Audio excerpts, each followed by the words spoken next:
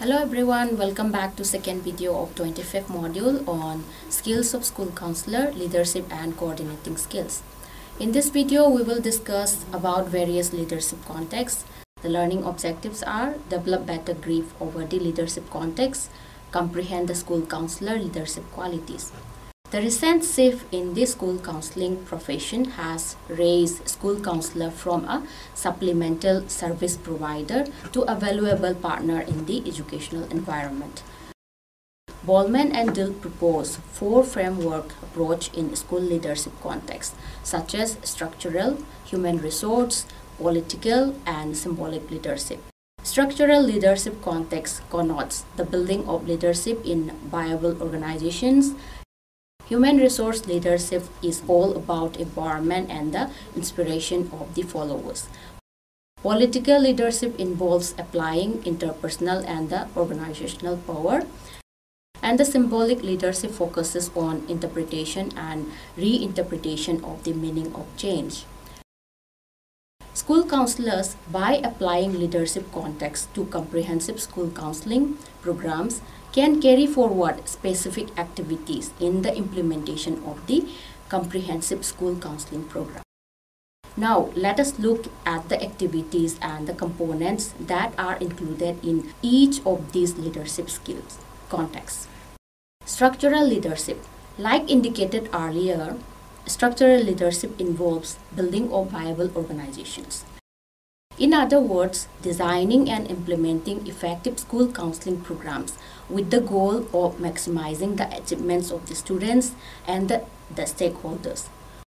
One of the activities involved in structural leadership is building the base for effective school counseling program. The first important component of structural leadership related to this activity is defining the objectives of the program, as without any clarity over the objective, the following steps would be difficult or will be failure. Next component would be selecting students having appropriate competencies, and the other would be sticking to professional competencies. Attaining mastery over the techniques involved in the counseling and the education is other activity that is being carried out by structural leaders. The component of this activity is about analyzing the competency of school counselor to find out the areas that need to be addressed for further professional development, as it is essential for the school counselor to continuously strive to develop one's own talent till achieving mastery. Planning and designing strategies for the development of the school counseling program is also an activity of the structural leadership. For the further improvement of the comprehensive school counseling program, the components of analyzing school counseling program assessment, results, and designing of needed strategies are applied. Final activity would be the implementation of an effective school counseling program. The component of this activity is analyzing and contemplating. After the implementation of an effective school counseling program, their results are analyzed, such as the curriculum, the grouping, and closing the gap results report. Then contemplated over the effectiveness of such programs. Next, we have human resource leadership context. This leadership context involves empowerment and inspiration of the followers. Human resource leadership believes that every student possesses potentials to achieve. These beliefs on the ability of all students are discussed and defined along with how the students achieve with the support of parents, staff, and the community. Once they are properly defined and discussed, they are communicated through modes of publicizing vision and mission statements. Vision statement is about what standard is aimed to be attained in the future, where counseling goals and strategies are being achieved successfully. Mission statements focus on the direction and the steps involved in reaching the vision. The goals of program that explains how the mission and the vision will be achieved is also publicized. Another human resource leadership activity is to improve and provide visibility and accessibility to all those involved. This is facilitated through announcing the annual and weekly calendar, which contains detailed information on school counseling core curriculum, the individual student planning, responsive services, and collaboration with the parents, staff, and the community. Empowering others is also an important activity. School counselor is involved as a human resource leader. It is the component of providing direction and the guidance to the student to guarantee their growth of competencies such as knowledge, attitudes, and skills that foster student achievement, success, and development. Political leadership context.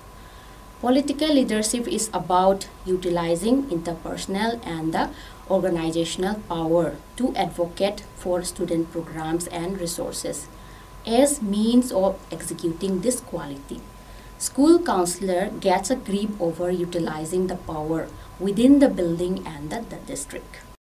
It is done through providing the school principal every year with annual agreement that includes formal discussion on school and school counseling program missions and goals, and the detailed information on specific responsibility of the school counselor. Another important activity of political leadership is collaborating with important stakeholders like parents, administrators, teachers, board members. This component involves school counselor participating in the school and the district committees to present in favor of student programs and resources. Political leadership also engages in forming advisory council that includes representative members of the key stakeholders who are selected to review and provide input on the implementation of the school counseling program. They also support all the students in their achievements by collaborating with staff, parents, business, and connect all the organizations. Political leadership is an effectively applied art of persuasion and negotiation. Such skills are used on education stakeholders to gain student support, equity, and access to the rigorous education. The last one is symbolic leadership context. Symbolic leadership is applied through the process of interpreting and reinterpreting the meaning of change. This style of leadership gains attention of the followers through the activity of using symbols and metaphors. School counselors applying this style of leadership attempts to sensitize the follower or the stakeholders about the students' needs and the program outcomes by providing school profile data and the program results data. In other words, through the process, perceptions, and the outcome. To enable the followers to understand better, they frame experiences in meaningful ways. This process involves arranging program lessons, activities according to the needs of the students, thereby facilitating the student achievement. Symbolic leadership plays an important role in discovering and communicating a vision. Once the vision is identified, public statement is made about the preferred future where the goals and strategies of the school counseling are successfully achieved. Symbolic leadership maintains the relationship with the community it represents. Such a community includes students, parents, school.